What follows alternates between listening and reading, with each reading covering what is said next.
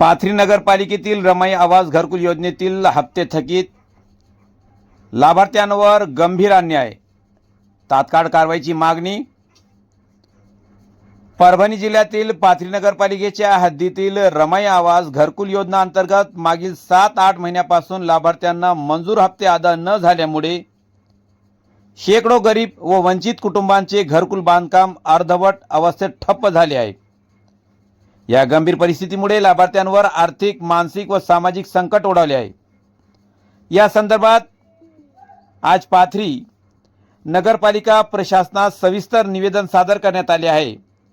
या शासनाच्या योजनेवर विश्वास ठेवून अनेक लाभार्थ्यांनी कर्ज काढून बांधकाम सुरू केले होते, मात्र नगरपालिका प्रशासनाच्या उदासीनता व निष्काळजीपणामुळे आज हे लाभार्थी कर्जबाजारी होऊन उघड्यावर राहण्याच्या स्थितीत पोहोचले आहे। ही बाब केवळ प्रशासकीय त्रुटी नसून गरिबांच्या हक्कावर झालेला अन्याय आहे। घरकुल योजना गरिबांना निवारा देण्यासाठी असताना तीच योजना त्यांच्यासाठी अडचणीचे कारण ठरत आहे। ही बाब अत्यंत गंभीर आहे। यात प्रमुख मागण्या अशा: रमाई आवास योजनेतील मागील 7-8 महिन्यापासून थकीत सर्व हप्ते तात्काळ अदा करण्यात यावे।